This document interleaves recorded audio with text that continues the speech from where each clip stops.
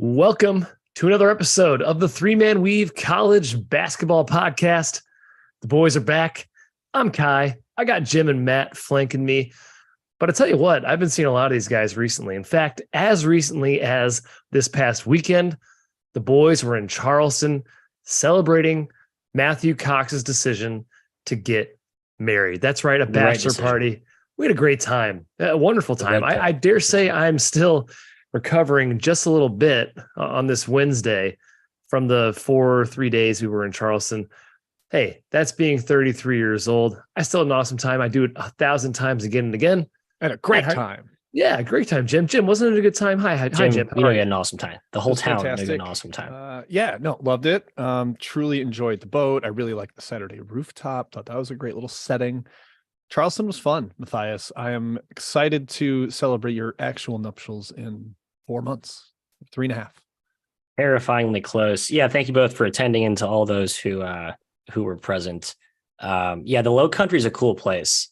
That's like a Nashville/Austin in 5 years type of like.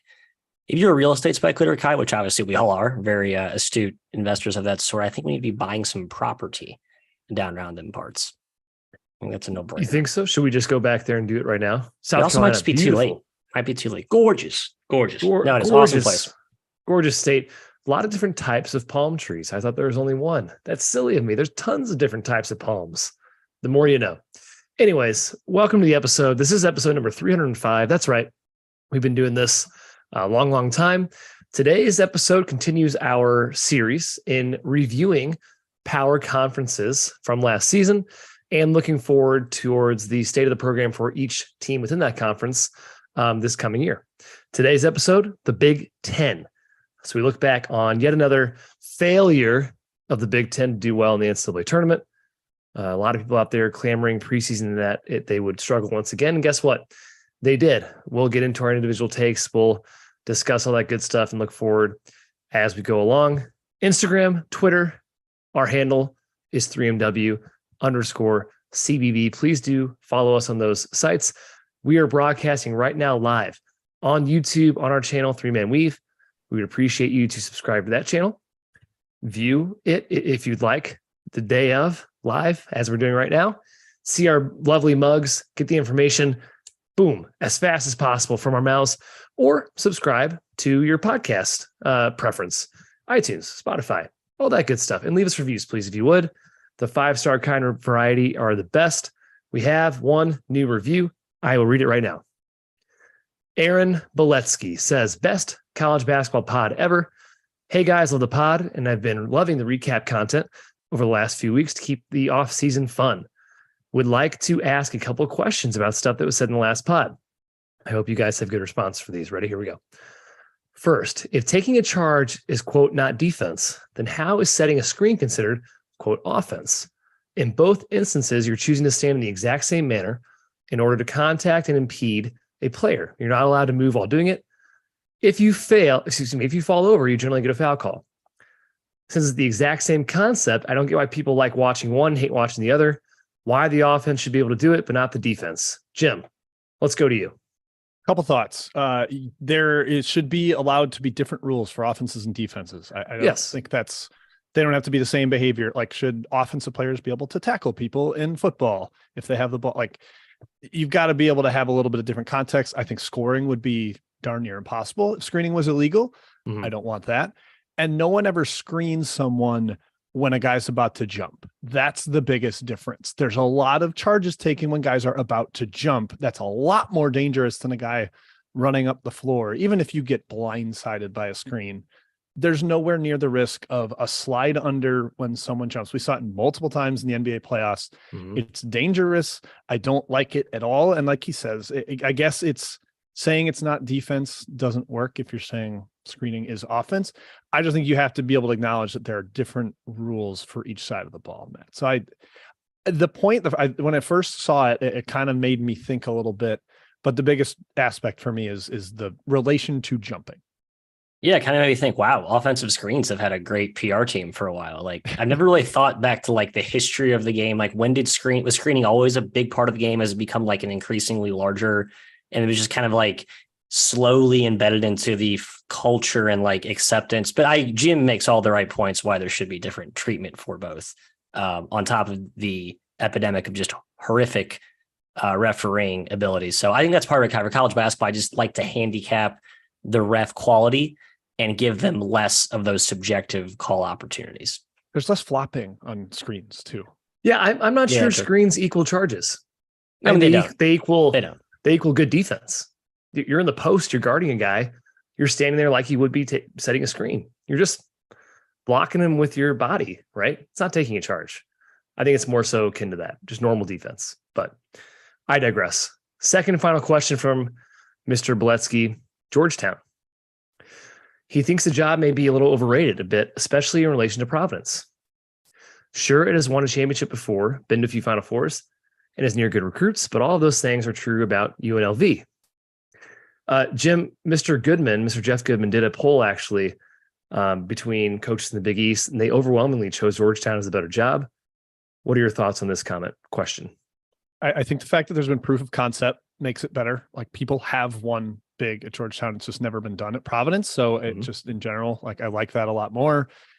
And all the things he mentions, yes, that's true about UNLV. UNLV won a title, or like has been super, super far, just because it hasn't been done quite as recently. I still think that's a fairly desirable job. Yeah. They just got a top 25 recruit for 2024. So, I don't see anyone else in the Mountain West really doing that. Even like San Diego State just went to the title game. They're not getting 5-star recruits.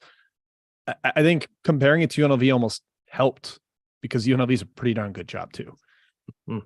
Yeah, I think UNLV is actually underrated. I think he brought up the point that made me think more about the Rebs and what that program could offer under the right coach. And Kruger seems like he's trending toward being the right coach.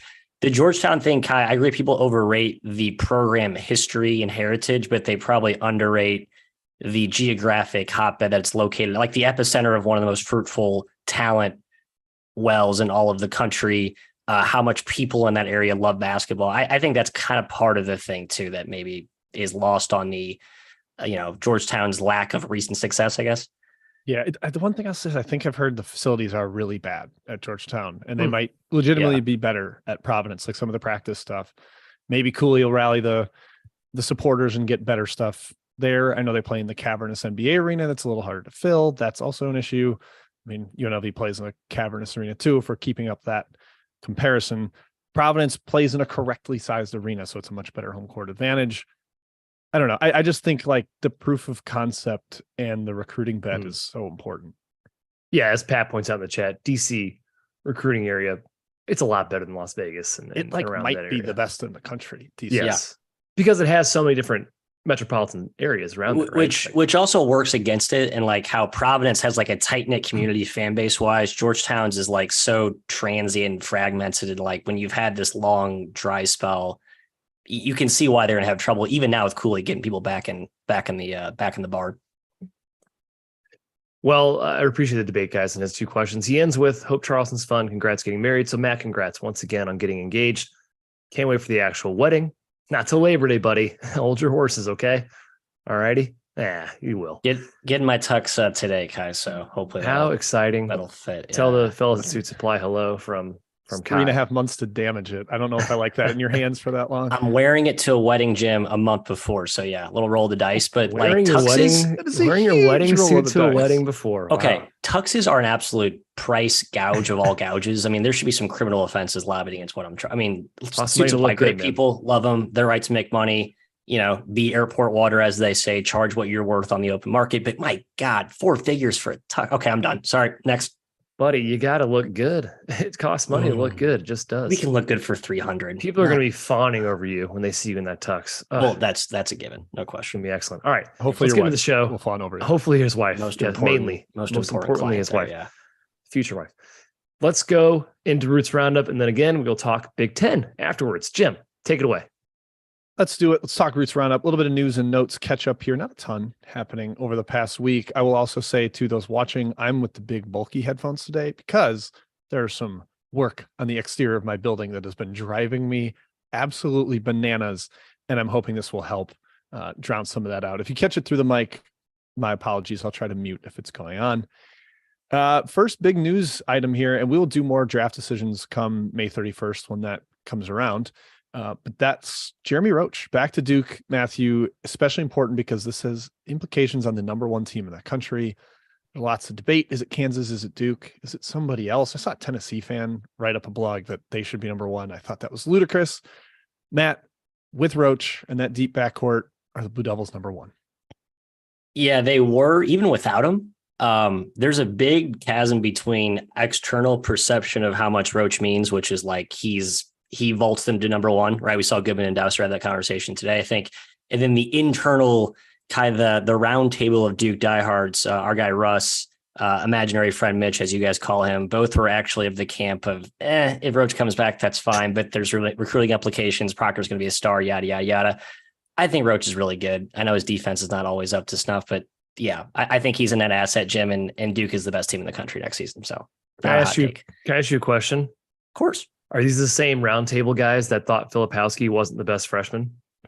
Yes, that's correct. Okay, so generally there's a lot here at the roundtable. There's a lot of groupthink and incorrect takes in the last calendar year, but Jeremy Roach, not back your force. Jeremy Roach on off net 8.44 points per possession. Pretty good. Yeah. They were better with him. Like, no question about it. He's good. I agree. And some of the times they had him on the floor, he was playing hurt. Like, they needed him. Maybe with Proctor ascending, I still think you're better off having 2 point guards and not having a freshman be one of the key ball handlers. I don't know. Look back at the last team that won a title there. You had an experienced ball handler and then a freshman guard. Yeah, the Tyus Quinn. Yeah, I'm with you there. God forbid you have to deal with a senior point guard. Oh, but what if a freshman transfers? Whatever. He's only there a year. Who cares? You're going to be better with Roach. I grabbed some Duke futures because I couldn't take it if Matt won. Oh, Kai, grab it now. Grab it now. Those watching. Ernest Uday is going to be coming to the Uday too. Yeah. So if you haven't gotten your Duke future yet, now is a good time to hop in. The rich get richer. All right, moving on. The ACC is having some realignment potential issues. This is more about football. I saw Brett McMurphy was the one who initially reported this, but the 7 most profitable schools are not thrilled with the money split. I saw specifically FSU was like, we're responsible for 15% of the revenue and we're only getting distributed 7% of it.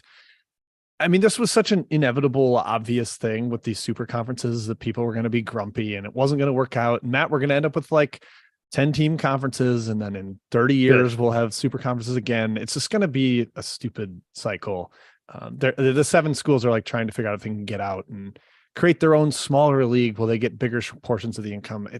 It's a mess. Realignment is dumb. Yep. I hate it. I read a little bit about this and got discouraged and then stopped reading. I saw a very demoralizing tweet from like the Boston College SB Nation account, I think it was. And it's like, and you can expect us to be on the wrong side of this, of this momentum. So give me 10 to 12 team conferences across the board. No super, no too small. I stand stoutly, resolutely by the article I wrote a few years back that was like 10 to 12, every league is double round robin, no matter what. Mm-hmm. You can quibble with what the conferences should be, but I think that's the perfect size and almost would love like a governing body to say you can't go bigger than that. But the NCAA doesn't wield that big of a stick, unfortunately. Mm-hmm. The other realignment news, Western Illinois leaving the Summit League for the Ohio Valley. Big news for the Ohio Valley that was reeling last offseason before they added Lindenwood and Southern Indiana. Makes a ton of sense. Western Illinois was always a little bit out of place in the Summit. Tough travel from Macomb because you have to fly almost everywhere. They're not that close to an airport. Now they're much more regional with some of these Illinois schools, St. Louis area, a lot more drivable opponents. They've got the natural rivalry with Eastern Illinois. And Kai, you're happy that you're handing a preseason preview from the Summit over to me. I am, Jim. Yes, this program belongs in the OVC, a natural rival with EIU already there. It's great. They should be happy about it. I think it's for football too, which Matt and I, we dabble a bit in the FCS football realm. Much better league for them as well, the OVC versus the Missouri Valley. Way too tough, but good spot. Happy with the move there. I know nothing about the FCS for football, so I'm going to take Kai's word for it there. We continue to have a celebration of Matt's 2 favorite programs that are over his, I believe, right shoulder, if I'm looking at it correctly. 5-star Mackenzie Mbako, the decommit from Duke, goes from one Matt school to the other to Indiana. Relative surprise here. I think there was like some consensus that it's Kansas. They're already starting to figure out how he works with KJ Adams and Hunter Dickinson. Alas, Matt, how does he work with Malik Reneau and Khalil Ware? This is a much different fit for Mbako and the Hoosiers. Very different. Yeah, I guess we'll talk about Indiana in the beef of today's podcast, but obviously a freak athlete, known shot maker, Jim, although that's kind of up for debates as well. And can he make shot shots? Like 21% from three in EYBL. Like, I don't think shot making is a strength. It's a workable shot though, Jim. It's a workable shot. Kai, your thoughts? Just like Wendell Moore was right. It's all workable. Great 3-point shooter for his entire career. It's great until it's not. But yeah, we'll talk more Indiana later on. In the 2024 world, as I mentioned, point guard Dedan Thomas to UNLV, a local kid staying home, top 25 player in the class of 2024. Huge for Kevin Kruger, who's basically been assembling teams of Big 12 transfers for years after years. Now starting to build internally. I know they were after they had a top 40 point guard 2 classes ago, but then he was in a drunk driving accident and was never able to enroll. So this is big. And if you start getting that local pipeline from UNLV area, talent rich, not obviously, like we said, as good as DMV area, but that's big. Just starting to build from the ground up there. Syracuse, Texas A&M, both got top 100 guys. Donnie Freeman, power forward to the Orange. Adrian Autry, nicely done. And George Turkson to Texas A&M, and Buzz Williams. And then Michigan and Florida, 2 guys just outside the top 100. Point guard Darrell Brooks to the Wolverines. Isaiah Brown to the Gators. Kai, any comment on these, or should we just keep humming along? No comments, man. I'm not a recruiting guy, especially 2024 guys. So not interested, Jim. Good. Congrats. I like that opinion. Yep. Transfers that decided, again, trying to be the most impactful ones at the highest level of basketball. We will get into further down when we do our mid-major extravaganza later on, maybe even some winners and looters of the portal, an episode we have planned for June at some point. So we'll talk more mid and low major there. But Andrew Taylor from Marshall headed to Mississippi State. Matt, I was laughing at the Mississippi State shot making ranks from literally every single spot on the floor per synergy. They were like bottom 10 in the country. Andrew Taylor can at least shoot the ball. It gives them a little more transition attack, more perimeter potency to go with that very physical upfront aspect. I'm kind of excited about that. I am too, because he couldn't be less of a Mississippi State player. I just love that it's like everything they didn't have last year. All right. Now I say this, Kai, am I doing the opposite of what I did with Tennessee and Dalton Connect, where it's like, oh, he doesn't fit. It's a bad fit. So maybe is this a bad fit in the same way that Connect was? Yes, Jim. And very good of you to recognize that. You're not a hypocrite. If I was a Vols fan, I'd be like, what are you talking about? You said the exact opposite thing. Yes. So, and I'd rather have Dalton Connect, to be fair, than Andrew Taylor. Just bigger, better shooter. Agreed.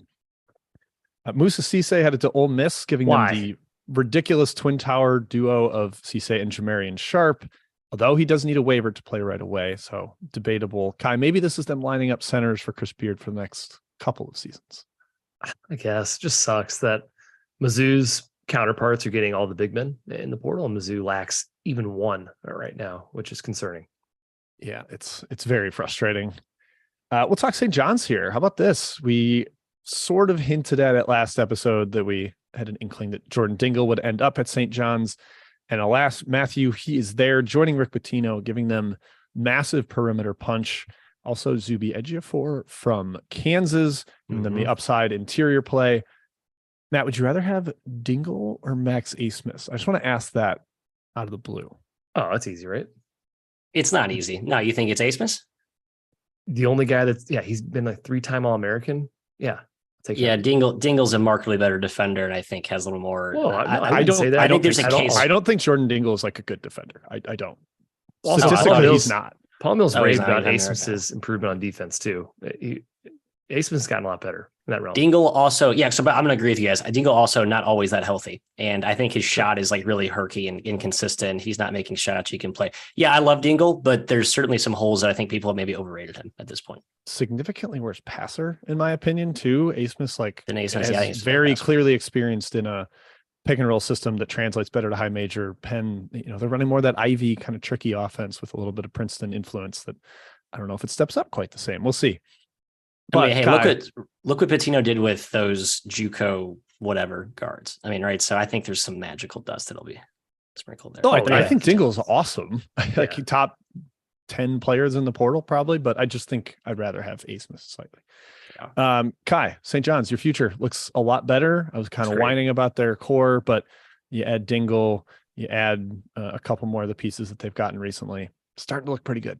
Looking good. And Goodman, I think, tweeted that top 25 team now with Patino. I might agree with that. We'll see. But Zuby and Joel Soriano, it's a pretty good 1-2 punch in the front court there. And you're adding some good guards and wings. Yeah, I'm in on St. John's. Yeah, you got Slazinski as like the floor spacer that you can rotate in with either of those guys and play a floor stretcher. Yeah, starting to look very, very promising there.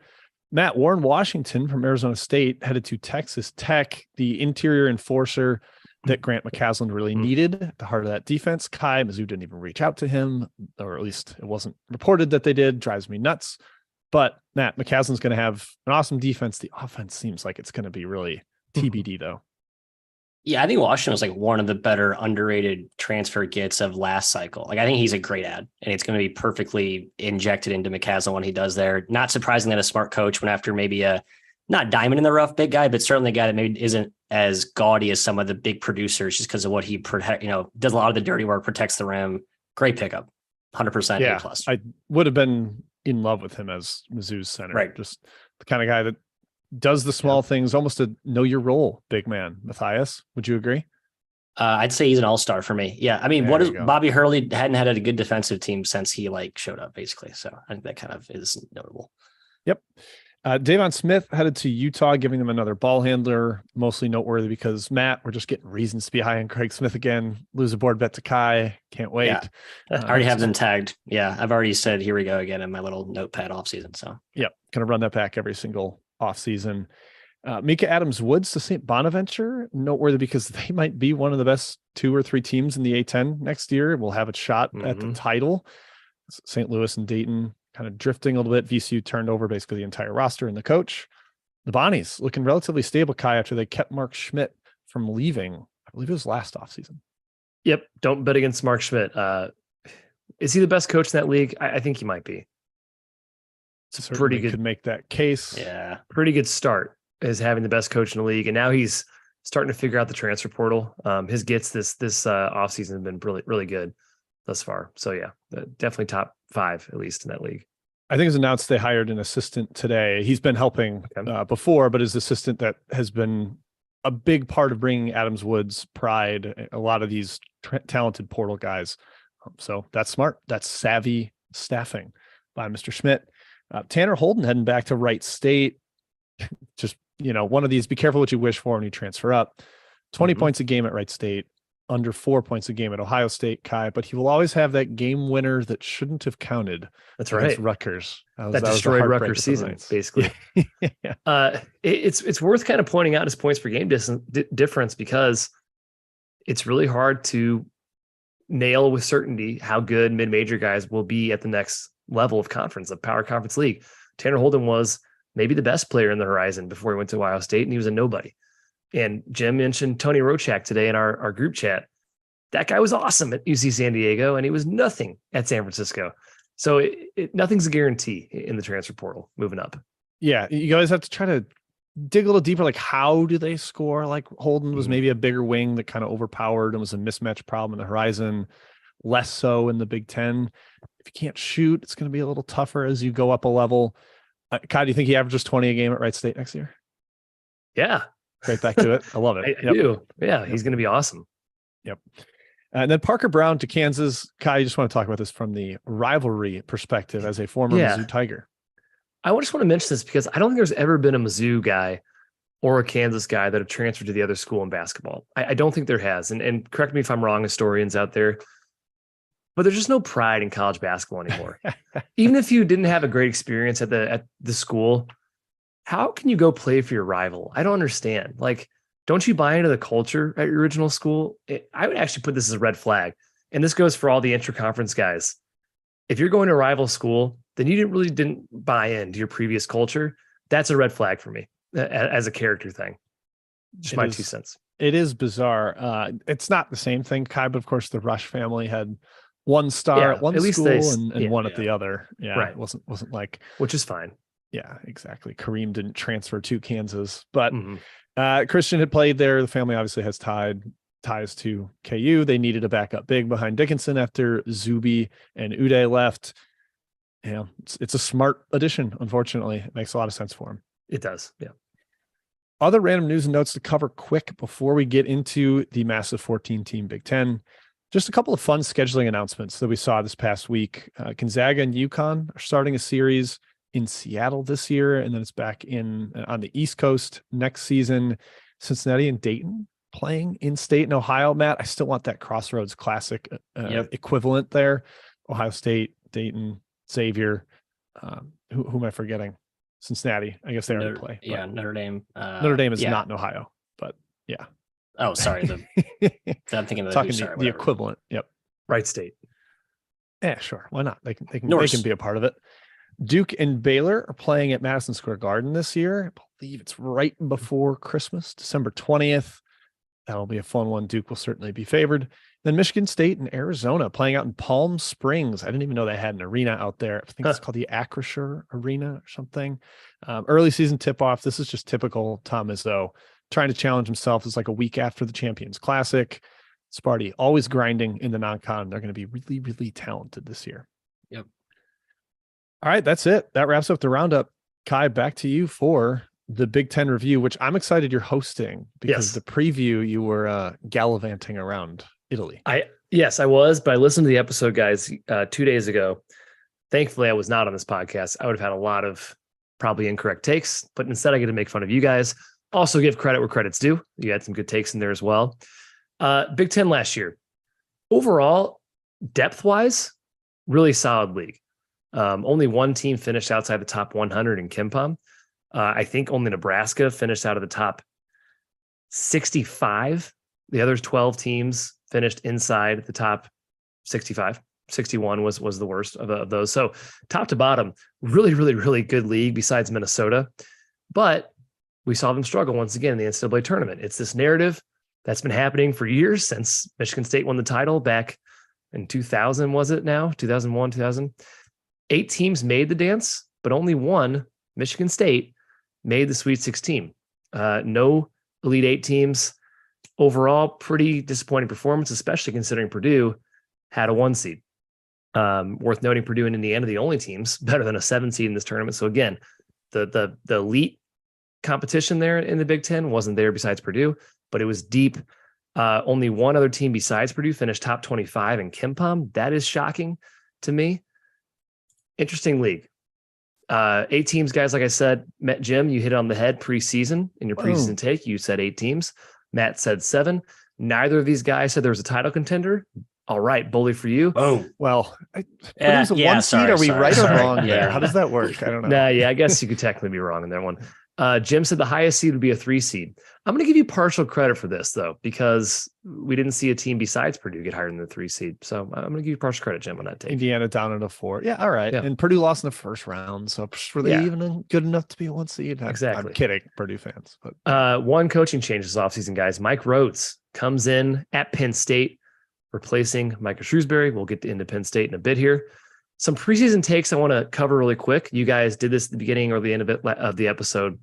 You guys had a best backcourt debate. And this is actually a debate that was talked about a lot during the season as well, especially when Jalen Pickett kind of arose and Northwestern's guard started going crazy. Matt said Indiana preseason, their backcourt was the best in the Big Ten. Jim said Michigan State. Matt, what'd you think about your take at the time if you're looking back at that? It was a smartest 5th grader type of thing at the time, right, Jim? At the time. You did say tallest kindergartner, yes. Yes, whatever I said. Xavier Johnson not playing probably hurt my take. But I think Jim had the right take here. Like the combination of the Sparty guards was actually probably the right answer. As awesome as Jalen Pickett was, as awesome as Jalen Hood-Schifino was, I think that was the right take.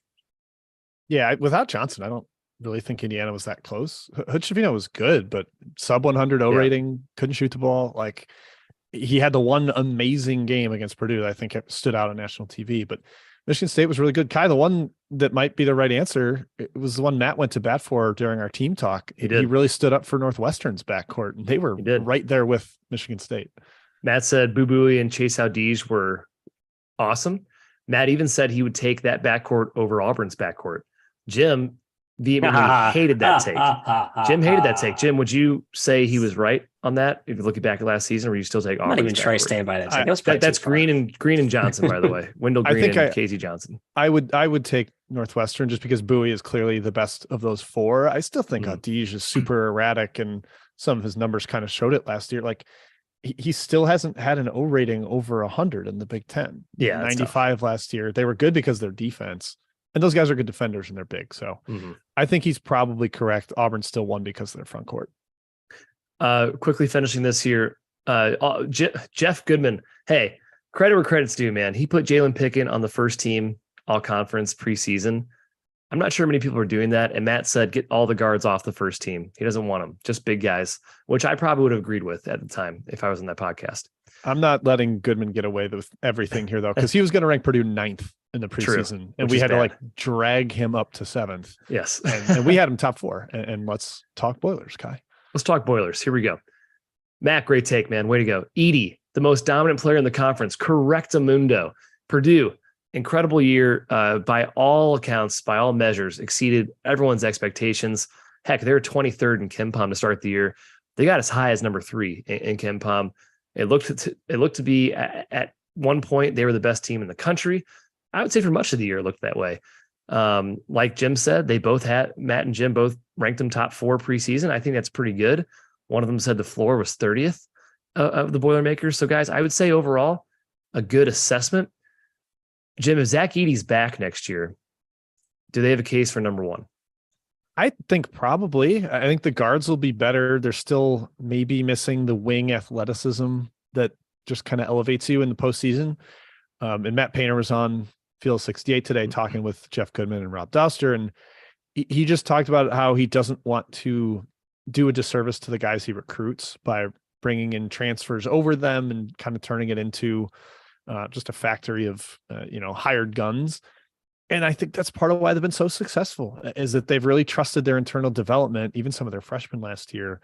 And with as good as he is, Kai, to circle back to your question, the second he announces he's back, I will sprint to, I believe they're 40-1 at Caesars right now, which is crazy if he's on the team. Yeah.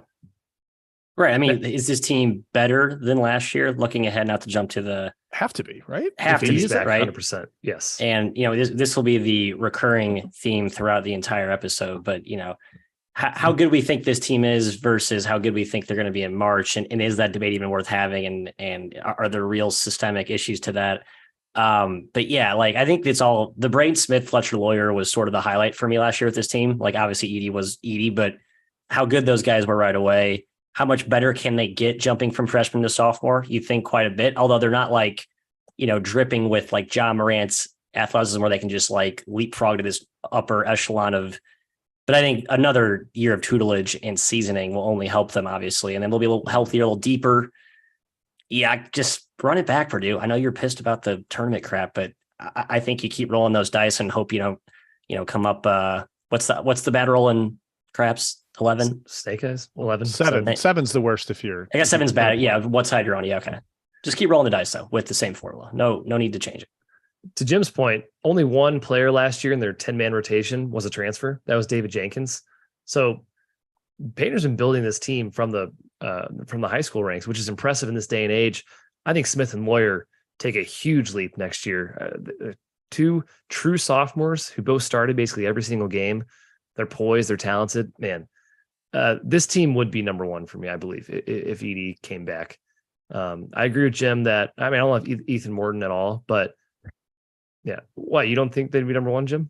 No, I think I'd still have Duke ahead of them. Just the pure talent level of Duke. Yeah, is Duke's so high. better. Yeah. All right. Hey, doubt Matt Painter at your own, whatever. If Edey doesn't come back, this is still a really good team, by the way. Still possibly top 25. Yeah. Because they have that front court depth, the first Kaufman Wren. Yeah, Gillis, they've got the Swedish dude who redshirted last year, who I'm sure will be good in a year or two. They just develop big dudes. And that's the Kaufman Wren breakout would become one of the most obvious things if Edey leaves. He's really good, just never got to play. Yeah, Painter's floor is outrageously high. With minimal talent, they're still a top 30 team. So you feel pretty good about that as a Boiler fan. Yeah, he hasn't been below 25th since 2015. Pretty good. KenPom. Yeah. We move on to the surprise team of the season. It was Northwestern, tied for second place. They were 7th in KenPom in the Big Ten, probably truer to their actual ability. And yes, KenPom approximates power ratings. That's probably where I'd have them as well at the end of last year. Maybe even lower because I wasn't a huge believer, but you can't argue their defense was good. Their guards were great. We talked about the backcourt of Audige and Bowie from last season. Not clear if Chase Audige is back for next season, but Bowie is coming back. Still a pretty solid team. They added a couple transfers here. We all whiffed on them preseason. We all thought they'd be terrible.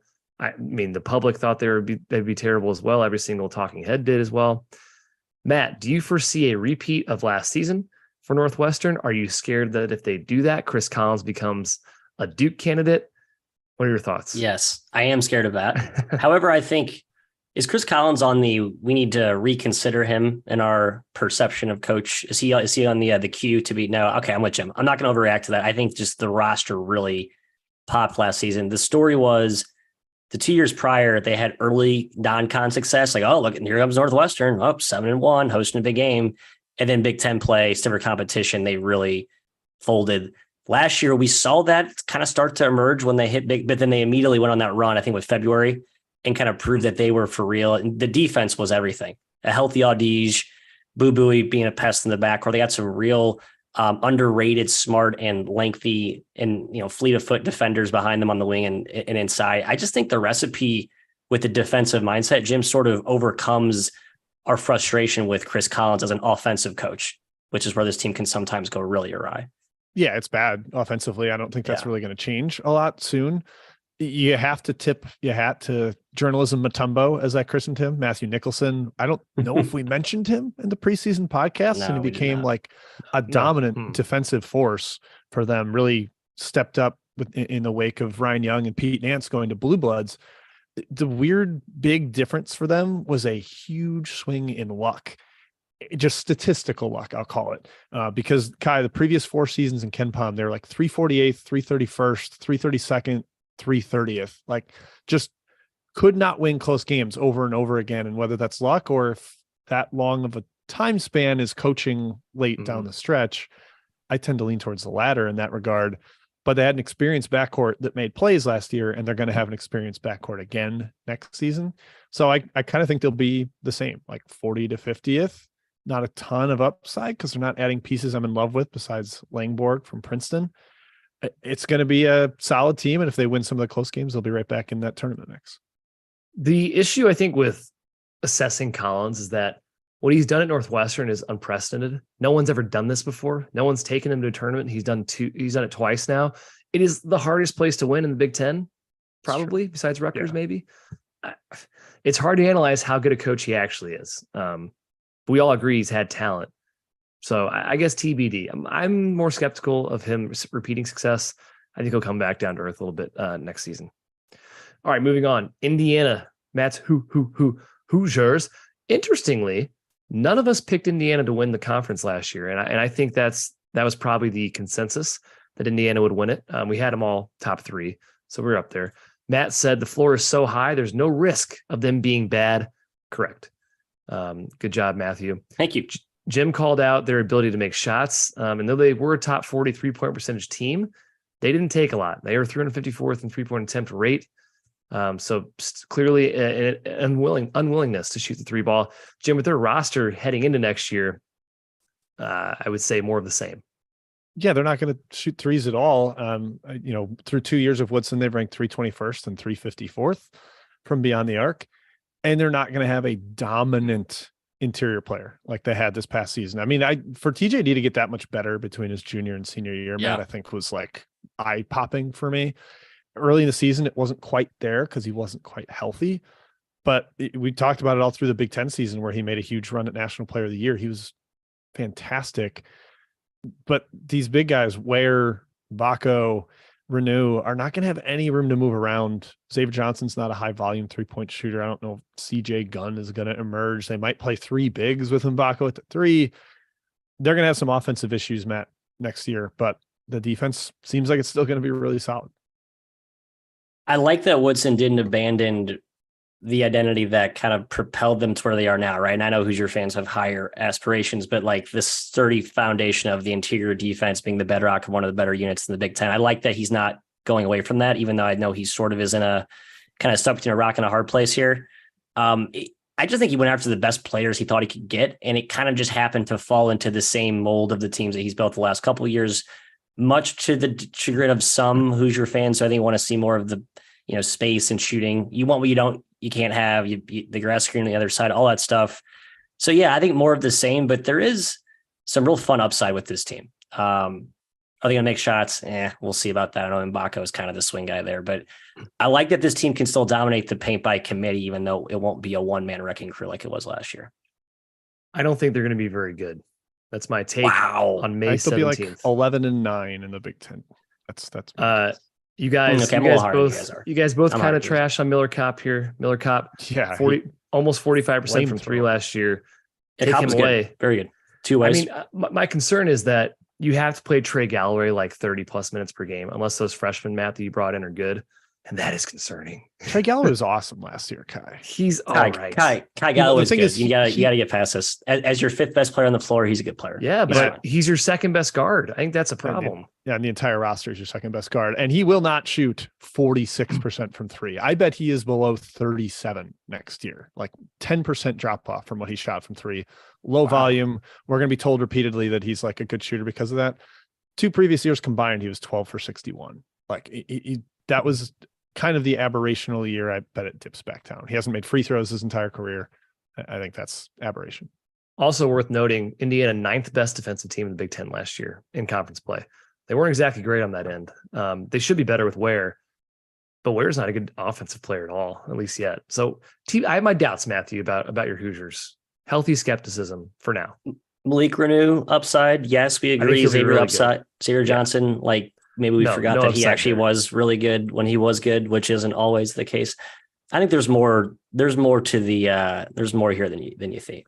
I'm pretty cool on Reneau having to play next to Ware or next to Anthony Walker or next to Peyton Sparks.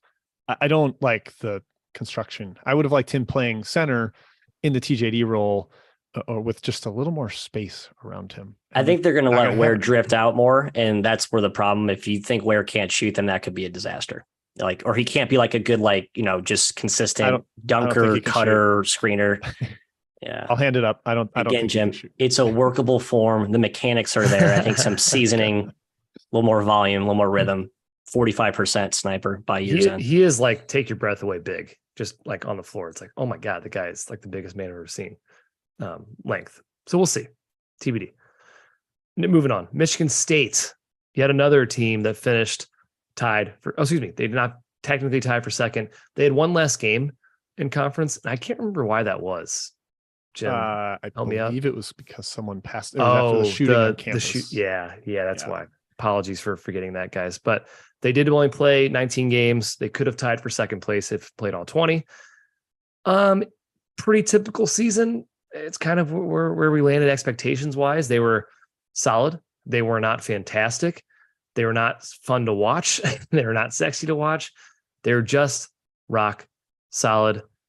Matt, your thought on Sparty last year and going forward? Are the guards? Is Hoggard back? I believe Tyson Walker. Walker announced Hoggard's in draft process right now, but you have to think he's back. There's some skepticism. Back. No, I know, right? I think there's some skepticism that Hoggard may go to the draft. But imagine if he comes back, I love this team next year. I mean, I loved how Izzo kind of took last year. Like if I'm Izzo, I was like, okay, I got these good freshmen coming in the following year. If I can just keep and develop enough of this core this season, build some momentum into the offseason, then you're kind of back toward big bad Sparty by 2024.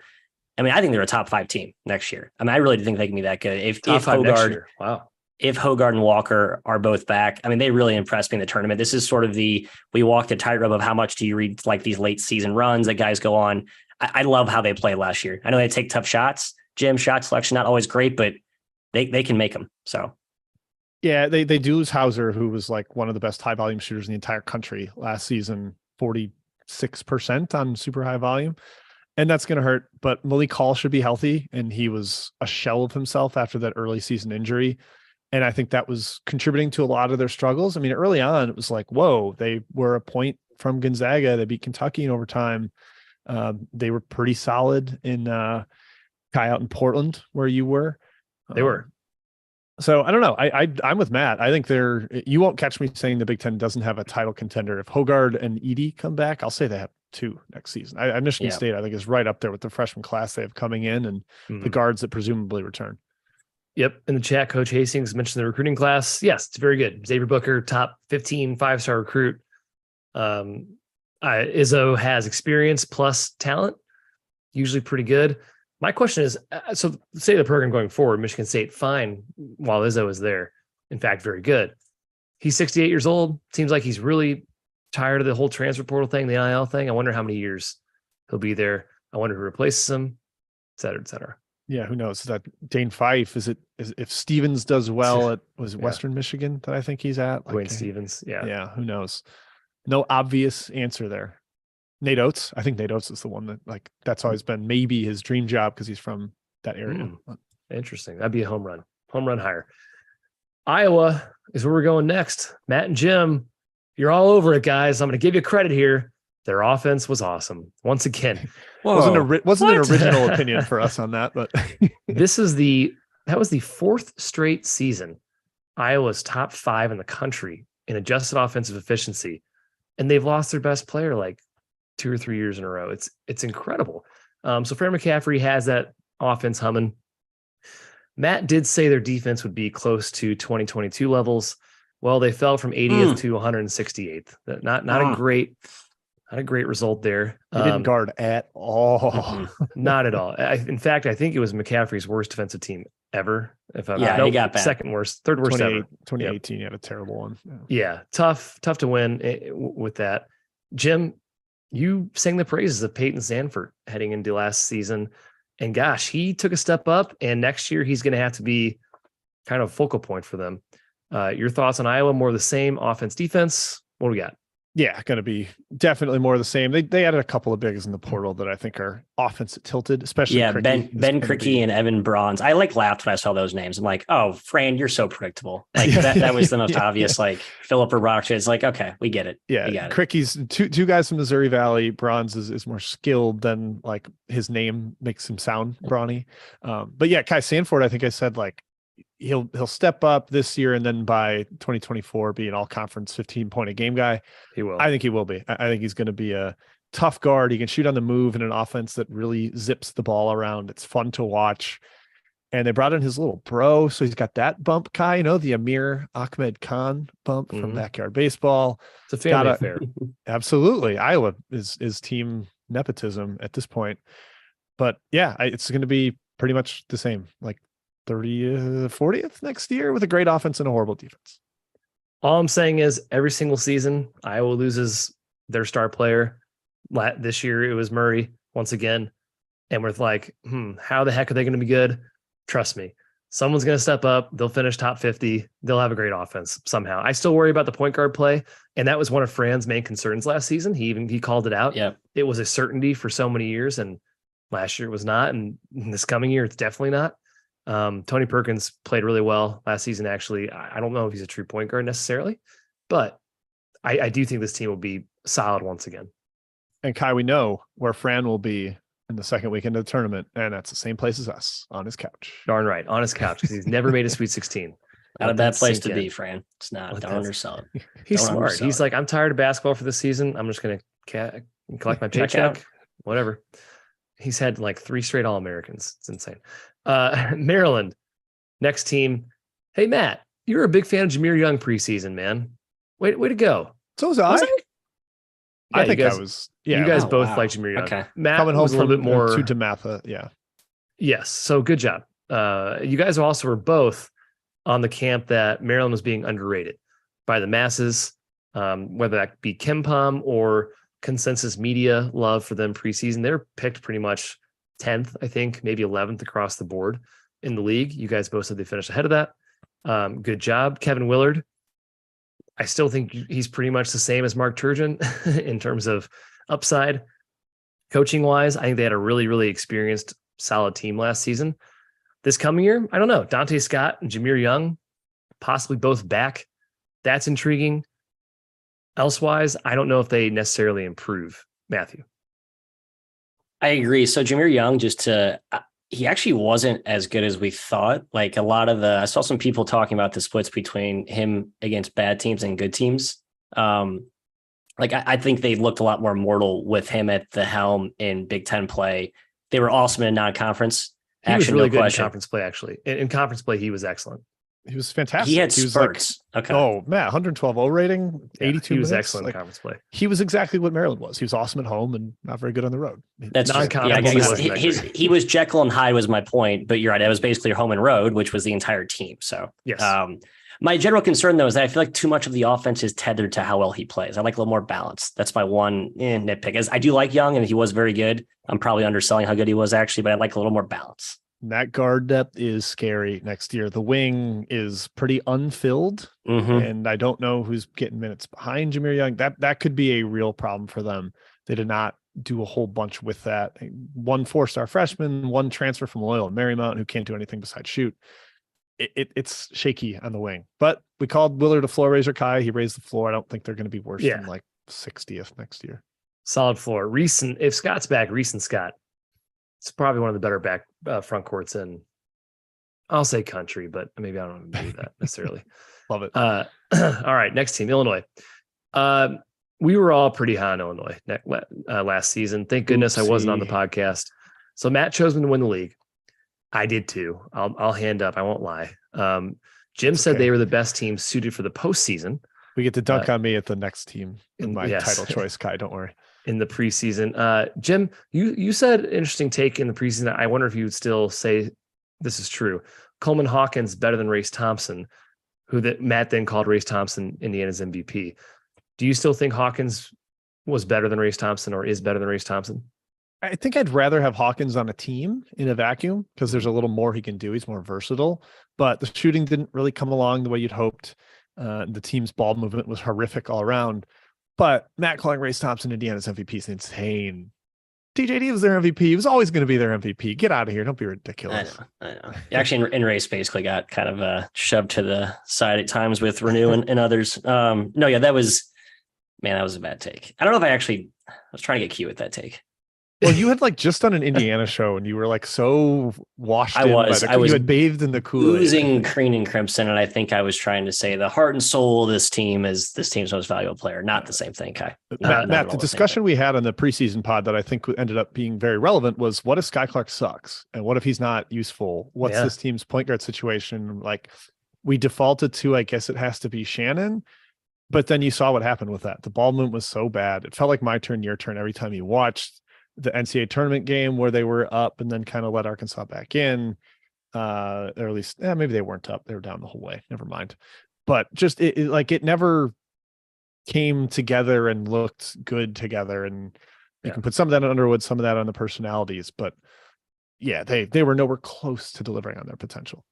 The chemistry was never there. And we said it throughout the whole season. Even Underwood, I think, said it. It just wasn't there. Jim mentioned our handy in the outline here. They did have a pretty tough matchup once again in the NCAA tournament. I mean, they lost to an 8-seeded Arkansas that was a top 20 team at the time in KenPom. Two lottery picks. Just piling on the fact that they've lost to now a number 2 and number 9 KenPom team in consecutive years in the first or second round. That's just tough. Going forward next year, I don't know if Terrence Shannon's coming back. He's a second rounder, pretty early second rounder per Vicini's latest mock draft.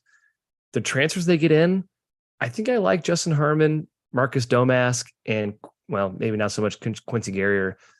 Maybe in a vacuum. I'm not sure how they all fit together. It seems kind of weird again. And if Shannon's gone, Matt, I'm not really gung-ho about Illinois. I don't know. Yeah, I like Guerrier more than you guys do, but I'm stubborn. And I think his poor play was more of a function of his environment and injuries than how good of a player he actually is. That aside, I'm not going to die on a Quincy Guerrier hill.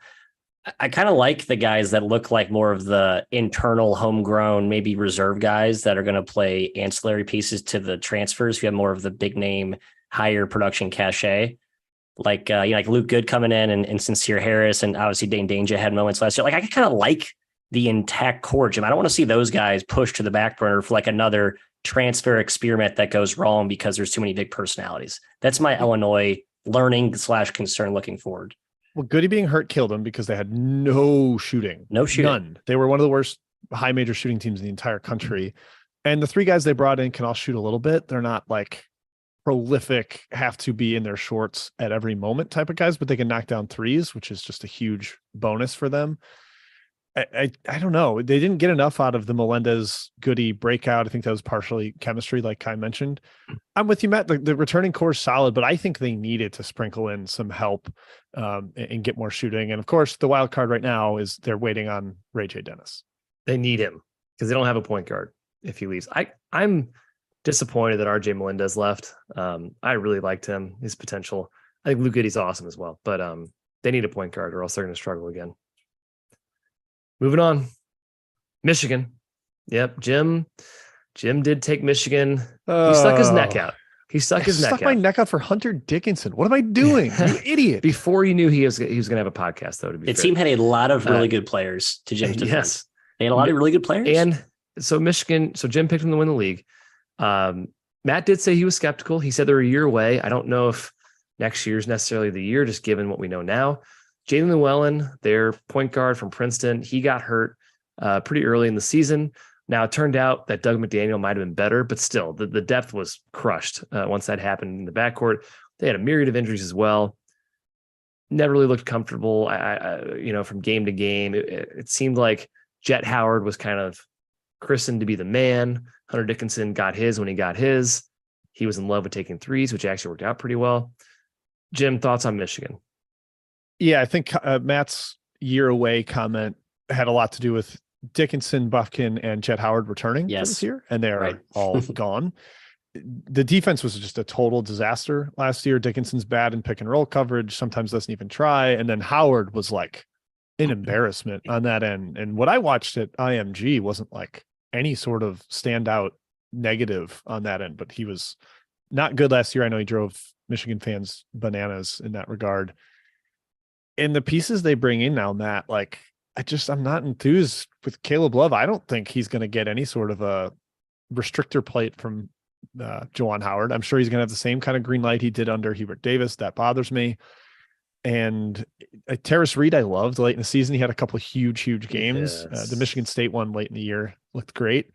So maybe clearing the way for him isn't as negative as you might think, but I just don't know if I love the pieces around him. I think I'm giving up on Damari Burnett, and it's a sad day for me. Yeah. I don't love it, Matt. I think next year is going to be kind of It just stinks that like the worst case scenario panned out last season where you had Bufkin, Howard take those big leaps. Like, wow, look at this. They're going to be great players. And then they go, but then you don't get any return from them being quote unquote great players. And then Dickinson obviously doesn't really help you much. So frustrating, terrible, like hair pull out turn of events between what last season and then not getting the momentum that you thought you were going to have last season with the guys that you had intact and basically having to kind of retool with basically castaways. I mean, Love, Reclamation Project, Burnett, Reclamation Project, in my opinion. I'm sorry, not in on those guys as winning players. No. Yeah, it's kind of tough to look at Juwan Howard the same way when you see, Michigan's going to have 2 first rounders in the draft, and Hunter Dickinson was an All-American last season. And they won 4 less games than Northwestern. I mean, they were like the same team as Northwestern analytically and lost 4 more games and didn't make the tournament. Yeah, bummer. Yeah, having said that, man, if you put aside the Caleb Love, what he is, I mean, on paper, it's not. I think Terrace Reed is going to be so good, like so good that, and I think Doug McDaniel is going to be awesome as well. So you have 2 bookends that I really believe in. The question is, can Burnett do anything? Is Caleb Love just going to be a normal person on the floor instead of just throw up everything? I don't know. Probably not. Maybe.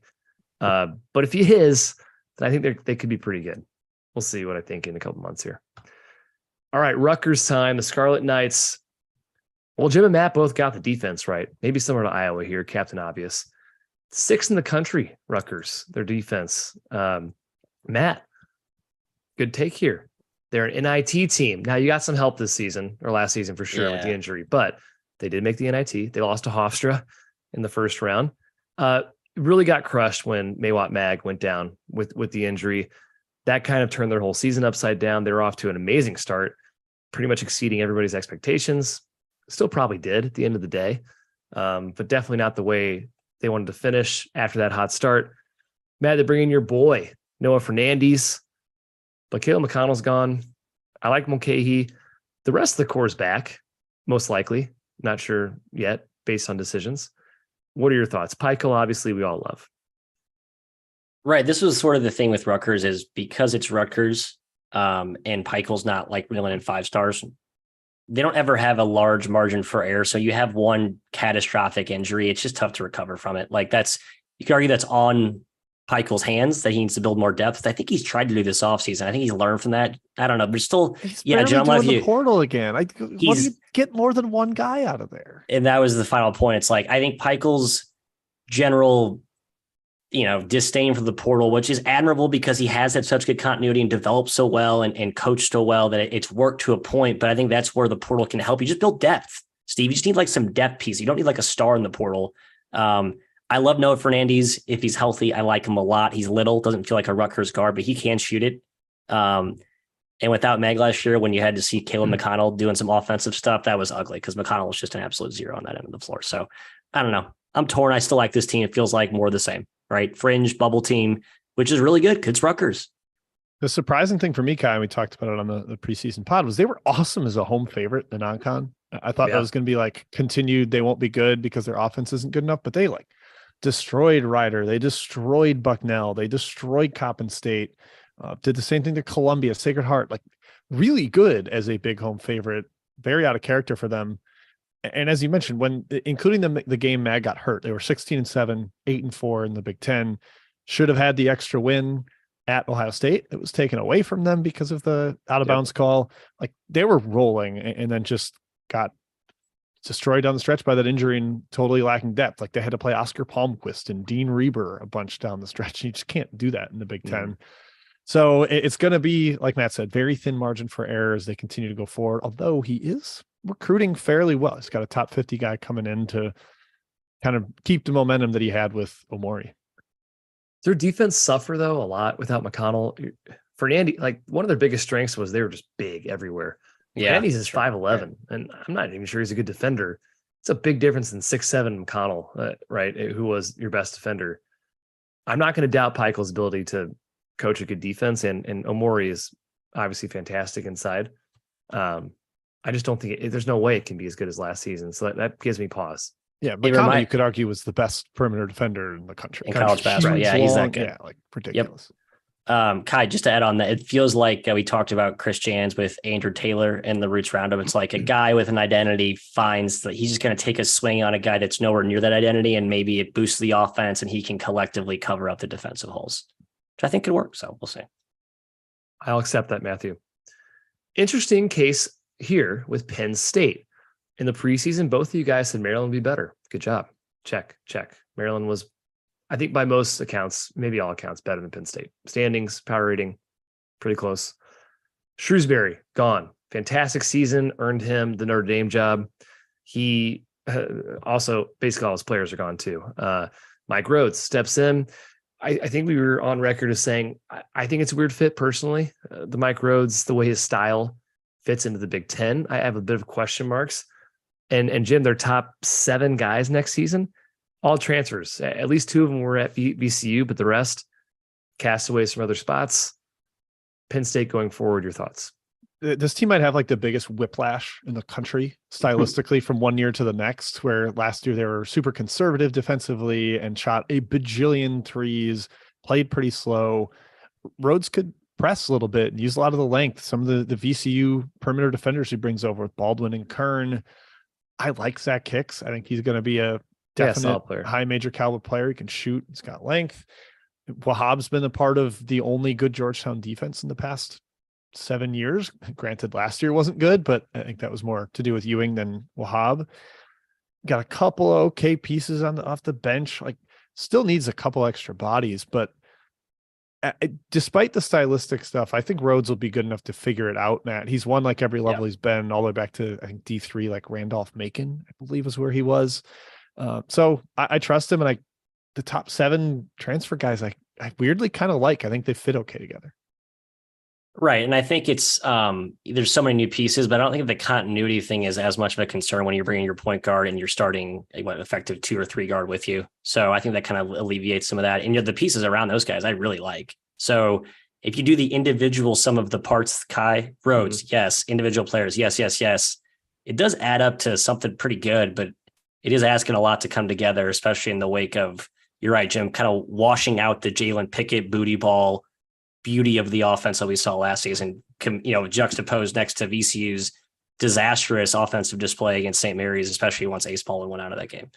Oh, Kai, I will miss watching Penn State Shrewsbury offense like that last year. Fantastic. Just gunners around the floor surrounding Pickett booty ball. It was so much fun. Rhodes does have a lot of, I agree with you. Baldwin's going to be one of the best point guards in the country, period. He was last season. He will be again.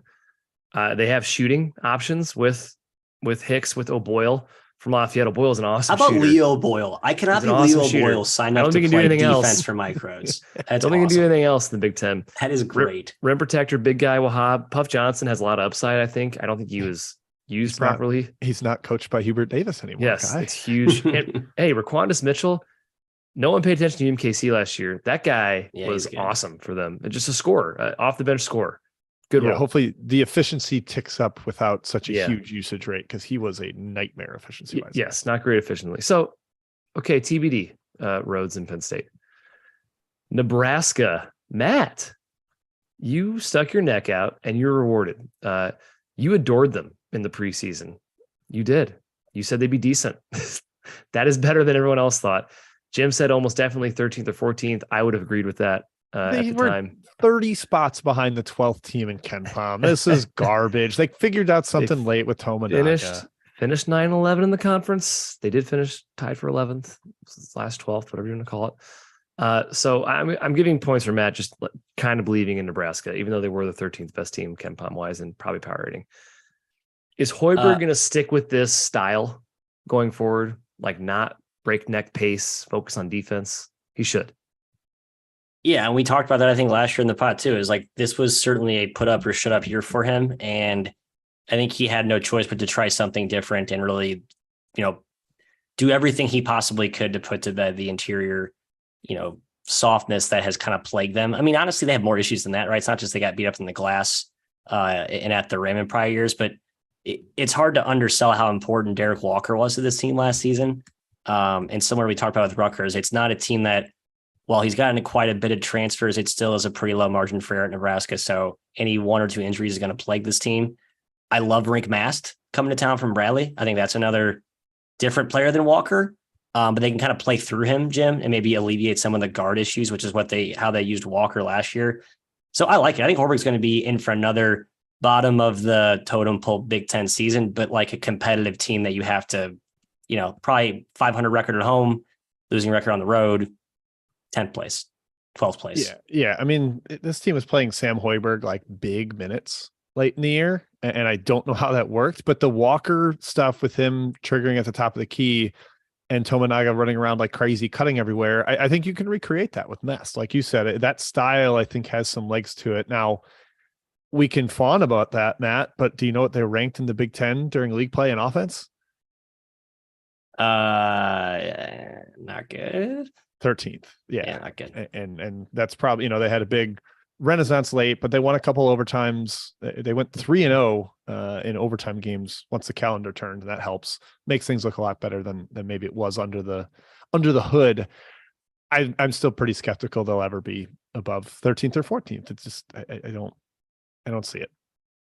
He didn't do enough in the portal. I like Tominaga, but he's a shooter. Your boy Alec Kai? New Mexico started? Josiah Alec is a fine player. Bryce Williams is good at Charlotte. I love Rink Mast, but he's not even close. I think he is. I think he is. Mast is really good. Sorry. He's really good, but I don't think he's like Big Ten. I mean, dominant, not good enough for them to finish top half. It's just not, the talent isn't there, in my opinion. We'll see how many years Hoiberg has left. I don't think he's getting it done next year. Yeah, we mentioned on the pod that they had fired their coach and paid a giant buyout football coach for football. Yeah. I think that might have helped Hoiberg, and maybe he even gets one more after this because of how deep they had to reach into their pockets there.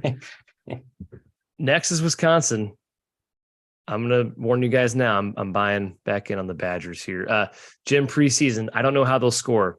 Correct. They're 140th on offense. Not great. Did not score well. Tyler Wall getting hurt certainly didn't help it. But hey, they didn't score when he got back either. Matt said they're probably better. Excuse me. They are better than Maryland, Penn State, and Rutgers. At the time, I probably would have agreed. That clearly was incorrect. Jim, Jordan Davis is bad. Yes. Jordan Davis was bad. He was not very good. When he played, it was a disaster. This season, everyone's back except Jordan Davis. Got Wall back, Hepburn, Essegian, who was fantastic as a freshman. I'll say that as a freshman, just in terms of that. Yeah, fair. Yeah. Still have Crowell, still have Klesmit. I'm not giving Carter Gilmore any credit. And then you add AJ Storr, a solid transfer from St. John's. This team, I think, will be in the tournament next year, Jim. I'll say that. I agree. Going from Jordan Davis to Storr is like such a huge upgrade just for me mentally. And I'm wearing a Badger shirt right now, full disclosure. But like, I was not a fan of Davis. Didn't think he played with any confidence, which can be his fault, can be coaching, whatever. But Storr is like limitless confidence. And he's going to give them a big jolt of athleticism, which they had almost none of on the wing. A lot of Klesmit and Essegian minutes, and neither of those guys is really jumping off the page. Matt, did you boo when Hepburn got brought up? Is that what I heard? Yes. I tend to agree. I don't get why so much of their offense came down to him isolated in the end of I need to see like more continuity for them, a little more Wall in the post. There was so much Hepburn ISO ball, especially late in games, that I think lost them a lot of close games. Also, the Crowell injury was pretty huge too. The problem was they tried to recreate like the Bronson Koenig thing with Hepburn too much, and just didn't Crowell have ever hurt? Or Wall, who got hurt last year? Yeah. Wall got hurt. Thank you. Storr is so important to this team. Awesome in Atlantis, and then when he got hurt, he just was never the same. Yep, not the same player. I got to be pissed if I'm a Wisconsin fan. I'm pretty pissed off. Like, you feel like you had to play Jordan Davis a little bit, right? As sort of a family appreciation nod. Unlike the Iowa situation where playing the younger brother was actually really good for you, Jordan Davis did not pay the same dividends. I hate to admit I might agree this team is probably going to sneak in the right side of the bubble next year, just in my my gut feeling. I'm going to say top 25. Oh, come on. No. I won't go that far. I think the offense will still suck. It's going to suck. You're going to watch them kind of December and be like, what? It's just Chucky Hepburn shooting 20-footers again? It's going to be a lot better. Post-ups. Before Wall's injury, he was awesome. And this team was awesome. Yeah. And when he got hurt, they went down. They beat Marquette. They beat Maryland. They hung with almost beat Kansas. The team was really good. And then Wall got hurt, whether he wasn't the same after or they just came back down to earth, both or either could be true. But yeah, I'm going to be in on them. Guard has a really good track record. The program has a great track record. I'll probably be back in the top 25. Can't wait to board bet top 25 with you. I'll probably lose this might give my board bet track record, but we don't have to do it now, Kai. We can wait till the preseason for you. Storr might be awesome. If Storr's really good, then they could be. So I do like Storr quite a bit. Storr's a good player. 2 years in a row, Guard's been outside the top 25, although they are a 3 seed in 22. So that was your classic Ken Pom versus performance there. Okay. Next team. Hey, I reserve the right to change my opinion between now and we're not locking anything in. Don't worry. Ohio State. Golly, most disappointing Big Ten team. I don't think that's up for debate. Now they were top 50 in KenPom. They figured out whatever was ailing them at the latter part of the season. At one point, they sat 3-14 in the Big Ten. They lost 9 straight games. Clearly, at that point, it was nothing's going right. We just had no motivation here. Like, what's happening? Their defense was brutal. Pretty shocking, really. I thought, based on their size, their physicality, I thought this team would be good defensively, and they just weren't. Zed Key getting hurt did not help, although, again, they did play pretty well down the stretch without him. Jim, thoughts on Ohio State? Yeah, they turned it over to the freshmen late. I think we saw in the Big Ten tournament, after they had kind of gotten the reset button from when they lost 14 out of 15 games and were just not quite covering a bunch of stuff. They lost a ton of close games. At the start of Big Ten play, they lost by 2, 7, 3, 4 in overtime, 3. And it was like, all right, well, they could have easily been 6-2. Instead, they were 2-5. So it was tough to see that happen. And then a young team, I think, kind of circle the drain. The problem with this, Matt, is this is 3 straight years where Holtmann hasn't been able to get even a competent defense. Yep. And I know they've been young and they haven't really had a shot blocker, but that's still a problem. If he can't solve that end of the floor, they're going to be fairly young again next year. Then does this team have like a cap ceiling? Like if they just don't have a defense that's going to be top 75 ever? Feels like it's an Iowa type of situation, or Kai, but or is it less? I like the offense a lot, actually. I really do. But the problem is that the defense really doesn't have any sort of remedy to the same stuff they dealt with last year. It also could be, it's actually another comparison, Kai, is the LSU Will Wade comparison, where it's like, you think with all the athletes, they should be awesome defensively, but they're actually always good offensively. Ohio State's been kind of like that for the last few years. Like we kind of got blinded by the 3 straight top 30 defenses that he built before he's had the last 3 runs. So like he at least has evidence that he can put on the floor a good defense, but the roster he has assembled does not give me any sort of confidence that it'll come to fruition this season. I still like Holtmann's a really good coach, and I think the late season turnaround with all the injuries sort of gives you another notch on the belt of confidence that even though it's been a struggle recently, he still knows what he's doing, and I would be a fan of him continuing to coach my program. Yeah, I think there's like the groundswell, Kai, of like fire Holtmann at Ohio State. I don't agree. I don't know where you stand. No. And I hated when that was getting talked about. And he texted Izzo, like, I don't know what to do right now, because he was so lost and shocked at what was happening last season. Next year, I think they're going to be really good. The defense, still a lot of question marks, but this is a top 15 offense, and it might even be better. Roddy Gale, the last 2 games of the season, he averaged 17-ish points per game. He's awesome. Dale Bonner, he's going to be awesome in the starting 5 for this team. Jamison Battle, we know he can score. Bruce Thornton's only going to get better. Zed Key is still a good player, in my opinion. I think the offense is really good next season. The defense, though, yes, that will hold them back. They were 361st in luck last year. The previous 2 years, they were 212th, 213th, like right in the middle. There you go. I think if they had finished there again, they would have won like 3 more games, and people would have been a lot more forgiving of where they ended up. Exactly. And finally, the Minnesota Gophers, golly. This pains me because I really do like Ben Johnson as a person. I don't know if I like him as a coach. You know what? Actually, as a coach, I don't think he's a bad coach from an X's and O's perspective, from a strategy perspective, because on one of those Big Ten broadcasts where they mic'd the coach up and they had them explain stuff, he made a lot of sense. And he approached games where he was like, we know we're not that good compared to this other team. Here's our style. Here's our strategy shift. I think that was really good. But my gosh, man, he just cannot build a talented roster. You lose Battle, who was by far your best player. You got Garcia back, but I'm giving up on him. Your transfers this year are Elijah Hawkins from Howard. That's actually a pretty good transfer, in my opinion, but still a MEAC guy coming in. He's just tiny. It's a MEAC. Yeah, Mike Mitchell. Mike Mitchell's talented, quote unquote, but he still played for Pepperdine last year. He was brutally bad. They're going to be bad again. It's tough to bring guys from losing players a little bit, Kai, as you said. And yes. Then the one programs, thing I'll give to him is that they've been ravaged by injuries while he's there. Like, correct. 2 straight years of no Parker Fox or Isaiah Enan, who are supposed to be experienced parts in the front court. Jamison Battle had injury issues for a time last year, especially early on. Garcia's been banged up, I feel like, his whole career. But yeah, like the talent level's not Big Ten. It hasn't been, and it's not going forward. So if that's not there, I don't really know what you can ask of him. 216 last year, Matt. That's a rank. Yeah, it's the only team I see. I see hope and upside for like every team in this league except for Minnesota. It's sort of, I think they're by their own. They're on the little island in the cellar next season, unfortunately. So Georgetown, South Carolina, and Cal were the only 3 power squads worse than Minnesota last year. It's not good company. Oregon State, 2 spots better. Congratulations, Beavers. Ben Johnson, if he finishes outside the top 150 or top 200 again, which looks pretty likely, I don't know how you keep him. And again, I like the guy, but it's just like, you had 3 years, you did absolutely nothing. You brought in no talent. It's tough. Something kind of crazy is that Bart Torvik's website ranks talent. Like, I think it's just based on recruiting ranking purely.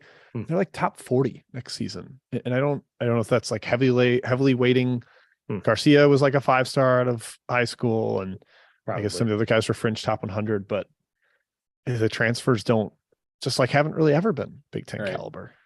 I thought the Ola Joseph, Payne, and Carrington, I thought they're like 3-star guys. I felt like that was like is this enough talent for the Big Ten? So that's odd to see that talent ranking. I don't know where that's pulling from. Yeah. Parker Fox plays next year. I think Parker Fox is really good. He and Enan too. I think are both useful Big Ten players. Agreed. Well, guys, that wraps it up. Our Big Ten show podcast. Do we do any final things from last couple episodes? Not at the very end. I don't think so. Is this conference worse or better than last year? Like this coming year, as it stands right now, I think the top's a lot better. Given Michigan State rising up. Bottom's still going to have some issues. I don't know. I'm going to say about the same, other than having title contenders.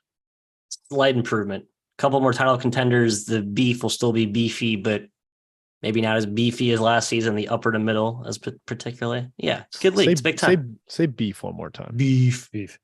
2 title contenders right now: Michigan State and Purdue, assuming ED comes back. In my opinion. All right, that does it, folks. Thank you for joining us. Hey, next week we are doing the Big 12. So hopefully start around the same time. We'll keep you posted with that. And that will include the 4 new teams. We are going to realign already. Shoot. So we're going to talk Houston, UCF, BYU, and Cincinnati, along with the other 10, because Texas and Oklahoma don't leave yet. Realignment, be crazy. Please like and subscribe. We'll see you next time.